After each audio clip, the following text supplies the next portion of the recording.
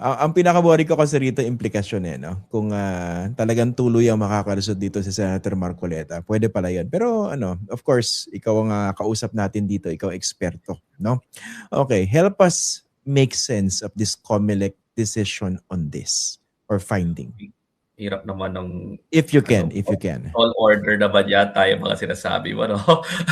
No, well, una, gusto ko lang sabihin na we're very disappointed in behalf siguro of the advocates of public interest law and the complainants in this case, including Contra Daya, no? Although Contra Daya is represented by another complainant, no? But I think in behalf of the group, it's disappointing because for one, there is no action with respect to our complaint just yet. No? So sabihin, I don't know if we're gonna be furnished with a copy of this decision so that we can avail of remedies. No? Pero regardless, of course, we're gonna follow up the status of our own complaint. No? Kasi nangyari dito, nag-complain kami, pero nagpo-voto proprio investigation rin yung COMELEC. Sariling kilos nila to ng COMELEC. Nila. So at the very least, our case is still alive. Di ba? Although it's out of the same fact. So I would suppose that they will have to act on our case. We will follow it up. But in our follow-up, we will already move for reconsideration of this case. No? So there are available remedies. But as a complainant in this case, we're very, very disappointed because ang sabi naman ni Chairman Garcia in isang recorded na panayam, sabi niya, aaminin namin, parang humina yung mandato dito kasi parang sasabihin ng COMELEC at saka yung capability sila kasi sasabihin na lang, di pre-election period lahat dinonate. No? Alam naman pala nila so nagtataka ako kung bakit yun yung naging decision. No? Why is it that was the decision despite the fact that it appears na they are aware that this is a clear circumvention of the requirements and prescriptions of the law. So yun lang ako nagtataka kung bakit ganoon yung pagka-resolve. And considering na nanggaling na mismo sa kanila sa COMELEC chairman na pinapahinala yung mandato, I think that there is still room to be reversed. Nakakalungkot lang, di ba, na haba na naman yung proseso, imbis na mapanagot ang kailangang mapanagot, didribble na naman, baka tapos na yung termo ni Senator Marcoleta because of all the processes, tsaka lang sasabihin mali yung ginawa niya. Pero tapos na. Fait accompli na. Di ba? I think I see this as a litigator, di ba? This is a way of dribbling things para magmo-motion for reconsideration, iakit mo na naman sa higher forum, tatagal ng tatagal, and then tapos na yung termino niya. Di ba? Yun sana ma-avoid, no? By acting on this swiftly, no, that's one. But we're really, really disappointed. Pero while posterity should, and I think would remember this sad day, let's check first, no, the correctness of the reasoning. And this is just, me reading as a member of the public and one of the complainants whose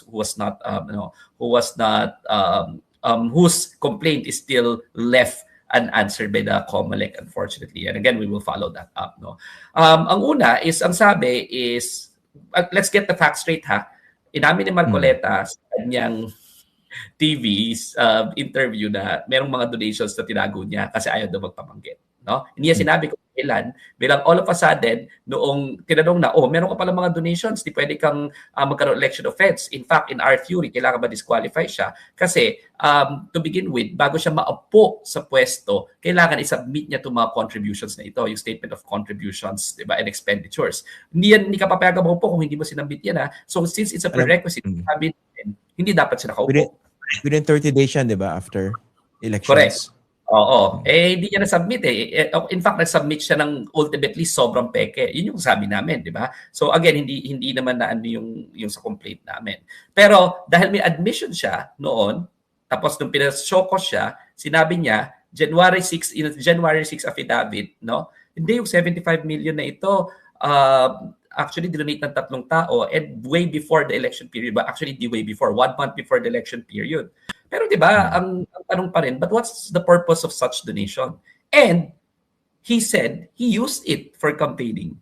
Di ba? So, imamin niya. So, yung material date of it being donated prior to the elections is of no moment, di ba? Kasi it was used for election purposes. I think that is what should be considered by the COMELEC. Instead, ang sinasabi nila yung nakaraang ruling na hindi pa election period, so hindi siya candidate. I think that's being too technical, and that is not the spirit of the law. So I think there is a strong ground to reconsider this, no, and I hope that the COMELEC will reconsider it, and that will be contained in our motion for reconsideration. Pero ang sabi ng COMELEC, Pero kakasuhan natin yung mga donors. Yung tatlo, No? oo. Oo, ng election offense. Ng possible election offense, no? And sabi niya hindi kami yon, dapat yon yung law department kasi yung law department ang magde-determine ng parang preliminary investigation if there's probable cause tsaka ifa-file dun sa mga korte, no? Well, nakakalungkot lang na parang nilaglag ni Marcoleta yung mga donors niya at ang nanganganib yung mga donors niya. So yung mga donors ninyo, ganyan pa ang pagtatanaw ng utang na loob, di ba, ng isang kandidato kayo nilaglag. Yun yung una. Pangalawa, I'd like you to know that we also filed a request for investigation with the Bureau of Internal Revenue with respect to this matter because as I mentioned before in your program as well, meron dapat tong donors tax. Kasi sinasabi nila hindi pa siya kandidato, di donation to for what, di ba? For what purpose? And then hindi pala covered ng elections which is for purposes of elections which is what is exempted from donors tax. Eh di subject to the donors tax. Kailangan rin nila ipakita kung nagbayad sila ng donors tax. And criminal offense yan, number 2. So hindi lang election offense ang kinaharap ng donors, pwede ring tax evasion case, no? At saka limpak-limpak na hindi lang tax evasion, but at the same time, penalties. Kasi kung hindi lang binayaran, lumalaki yung penalties dyan sa Bureau of Internal Revenue. And then at the same time, hindi pa rin tapos at nag-supplemental complaint na kami doon sa Office of the Ombudsman when it comes to yung Anti-Graft and Corrupt Practices Act kasi substantial amount ang na-accept, di ba? And this is considered as graft, no? And potentially bribery, di ba? Because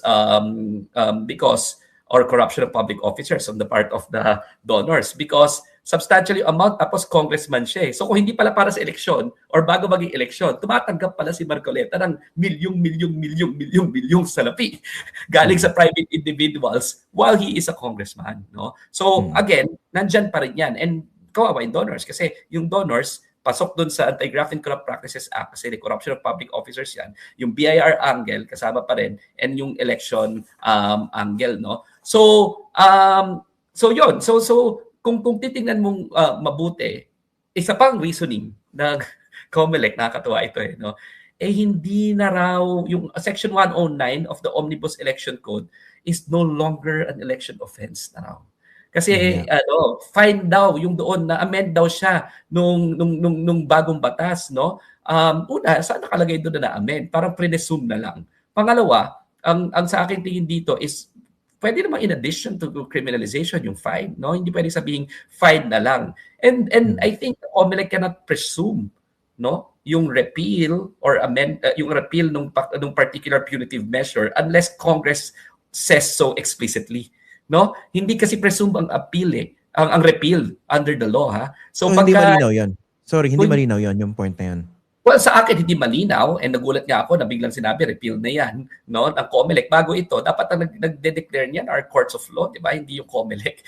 Dapat ang presumption ng COMELEC is itong mga prescriptions ng Kongreso na ito, ng mga law, are still in force and effect. They cannot presume repeal, no? So nagulat lang ako na bago yan. So again, questionin natin yung desisyon ng COMELEC, interpreting it as hindi na to criminal offense kasi hindi naman explicit yan, no? Again, pag-aaralan pa natin yung mga remedies, but right now, based on my preliminary assessment, hindi ko nakikita na repealed, no? Na hindi na yan na election offense at hindi na yan criminal offense. Kasi clearly, sa akin nga, perjurious pa nga yan, di ba? Iba pa yung perjury case na final natin sa ombudsman, no? At saka, finalo up rin natin at in-elevate na rin natin itong matter na ito with the Senate Ethics Committee, no? So, hindi pa tapos yun, no? Disappointing. Very, very disappointing itong desisyon ng COMELEC. Pero may mga remedies pa. Unfortunately, for the time being, Marcoleta will have to serve in the Senate. Sana lang,